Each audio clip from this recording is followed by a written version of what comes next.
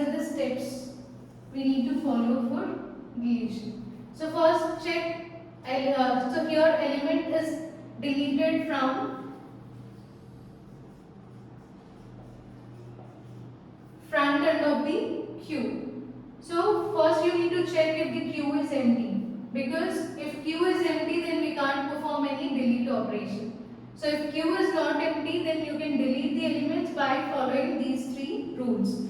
First rule is, if queue has single element, say this is the case. Queue has single element somewhere here. Then in that case, what it represents?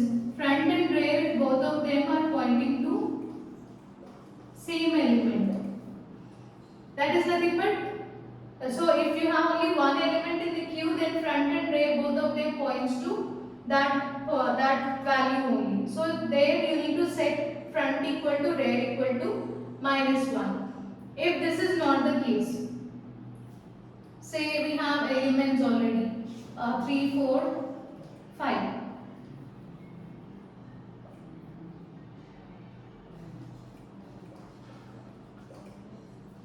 If front is at end, for example, so here we have rear and front is at end, then you need to set front to 0, because we can't perform deletion here. So if front is pointing to location, if front is at end, then in that case you need to set this front to 0. Okay. After deleting this element, next again it starts deletion from the beginning.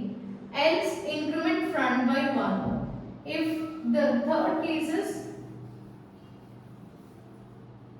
front is here and there is some other value after this, then in the front is not at the end. This is not the second case.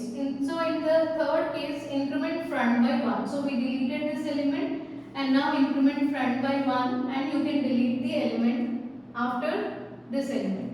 So it can be either any element which is present in between, but not the. So it can be even the element at the end also. Okay.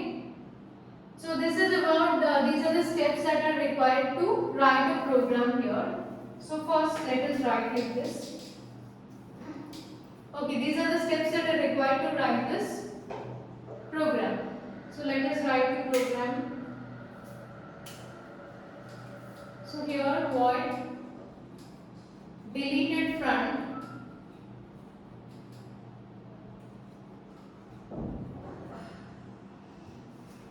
okay, so void deleted front, and here first we need to check if queue is empty. So how to check that? If E is empty,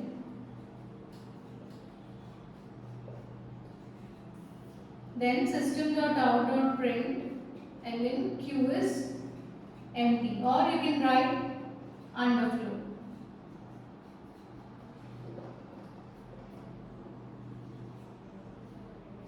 Next, if there is only single element in the queue, so if queue is not empty, then you need to use these rules. So queue has one element, then in that case, after write this, if when queue has one element, if front equal to rear.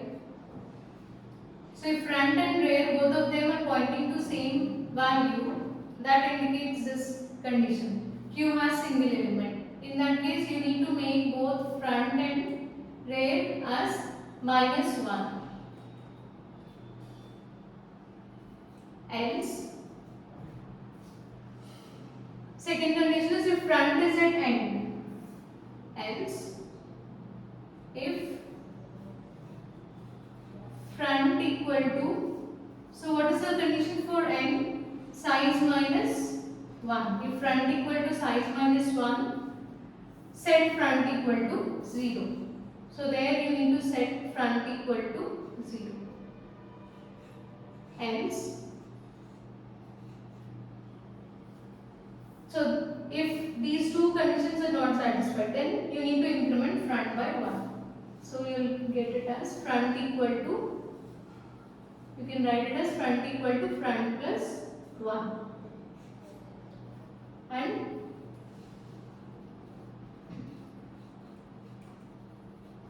return element.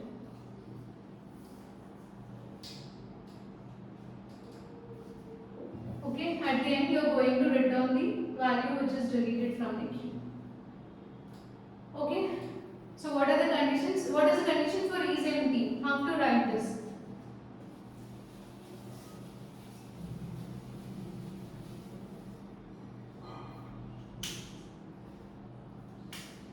So boolean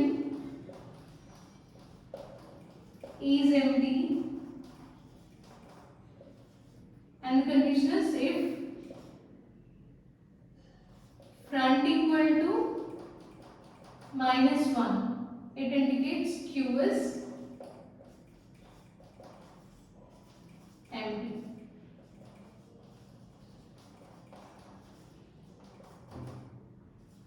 So return true, else return false. So we'll check the front value. If front equal to -1, then it indicates Q is empty, as that is the initial value of front. If front equal to rear, then it indicates there is only single element in Q. So if there is single element, both front and rear point to same element. So after deletion again, you need to make front and rear, they should point to -1. If front equal to size -1, which is nothing but front is pointing to last element in the queue. Then after deleting that element, there are no elements to delete. So again you need to bring back that front, that needs to be reinitialized to 0. If these two conditions are not satisfied, like these two conditions fail, then in that case it indicates that there are elements in the queue that needs to be deleted, like front, it's not single element, there are more elements, and front is not pointing to the last element. If that is the case, then you need to make front equal to front plus 1. That means 1, 2, 3, 4. If your front is pointing to this place, then it is not, front and rear are not pointing to same location. Front is here and rear is here. So here both of this condition is not true, and front is not size -1, it is not pointing to location 4. So in this case you can increment front value. So delete this front and you can increment front. So like that you can delete one after the other until you reach end value.